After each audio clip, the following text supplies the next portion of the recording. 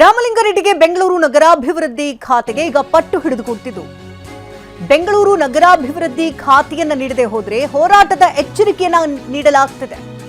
ರಾಜ್ಯದಾದ್ಯಂತ ರೆಡ್ಡಿ ಸಮುದಾಯ ಹೋರಾಟದ ವಾರ್ನಿಂಗ್ ಅನ್ನು ಕೊಟ್ಟಿದೆ.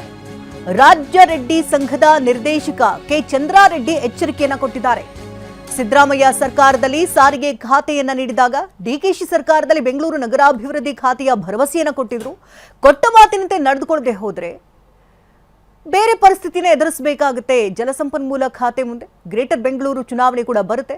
ರಾಮಲಿಂಗಾರೆಡ್ಡಿಗೆ ಬೆಂಗಳೂರು ನಗರಾಭಿವೃದ್ಧಿ ಖಾತೆಯನ್ನ ಕೊಡಬೇಕು ಅಂತ ಆಗ್ರಹಿಸಿದ್ದಾರೆ. ಎಲ್ಲರೂ ಕೂಡ ಒಟ್ಟು ತೆಗೆದುಕೊಂಡು ಹೋಗುವಂಥದ್ದೆಲ್ಲ ಕೂಡ ಇವತ್ತು ಮಾಡಿದ್ನ ನಾವೆಲ್ಲ ಕೂಡ ಉಳಿಸ್ಕೊಂಡು ಬೆಳೆಸ್ಕೊಂಡು ಹೋಗ್ತಾ ಇದ್ದೇವೆ. ಸೊ ಬಹಳ ಸಂತೋಷ ಆಯಿತು.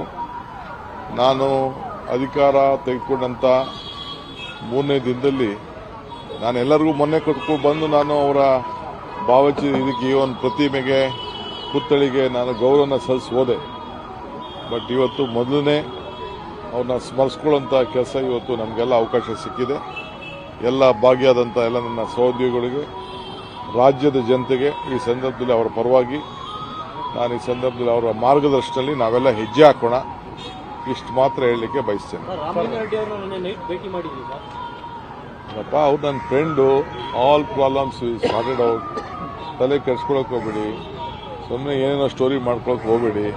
ಸುಮ್ಮನೆ ಸ್ಟೋರಿಗಳೆಲ್ಲ ಹುಸಿ ಆಗೋಯ್ತವೆ. ಆಯಿತು, ರಾಜೀನಾಮೆ ಕೊಟ್ಟೆ ಒಂದು ಕಳಿಸ್ಕೊಟ್ಟಿದ್ರು, ನಾನು ವಾಟ್ಸಪ್ಪಲ್ಲಿ ಕಳಿಸ್ಕೊಟ್ಟಿದ್ರು.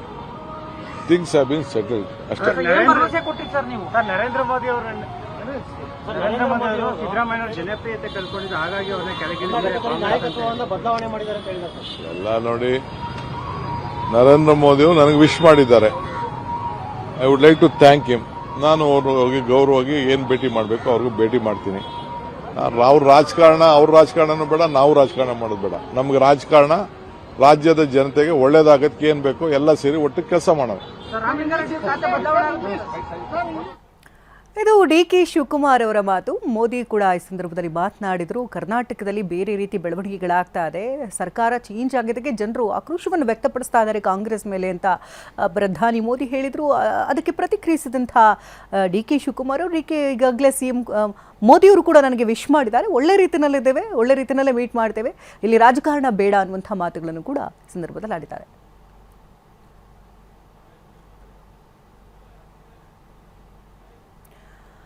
ಇನ್ನು ರಾಮಲಿಂಗಾರೆಡ್ಡಿ ಅವರಿಗೆ ಬೆಂಗಳೂರು ನಗರಾಭಿವೃದ್ಧಿ ಖಾತೆಗೆ ಪಟ್ಟು ಹಿಡಿದಿರುವಂತಹ ರೆಡ್ಡಿ ಈಗಾಗಲೇ ವಾರ್ನಿಂಗ್ ಅನ್ನ ಕೊಟ್ಟಿದ್ದಾರೆ. ಕೆ ಚಂದ್ರಾರೆಡ್ಡಿ ಅವರು ಯಾವ ರೀತಿ ಎಚ್ಚರಿಕೆಯನ್ನ ಕೊಟ್ಟಿದ್ದಾರೆ, ಏನು ಹೇಳಿದ್ದಾರೆ ಕೇಳೋಣ. ನಿನ್ನೆ ನಡೆದ ಖಾತೆ ಹಂಚಿಕೆ ವಿಚಾರದಲ್ಲಿ ಸನ್ಮಾನ್ಯ ರಾಮಲಿಂಗಾರೆಡ್ಡಿ ಅವರಿಗೆ ಜಲಸಂಪನ್ಮೂಲ ಖಾತೆಯನ್ನು ಕೊಟ್ಟಿದ್ರು.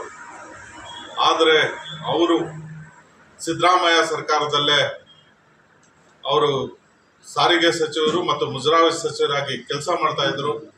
ಆ ಟೈಮಲ್ಲಿ ಬೆಂಗಳೂರಿನ ಡೆವಲಪ್ಮೆಂಟ್ ಅನ್ನ ಸನ್ಮಾನ್ಯ ಡಿ ಕೆ ಶಿವಕುಮಾರ್ ಅವರಿಗೆ ಆ ಟೈಮಲ್ಲಿ ಕೊಟ್ಟಿದ್ರು.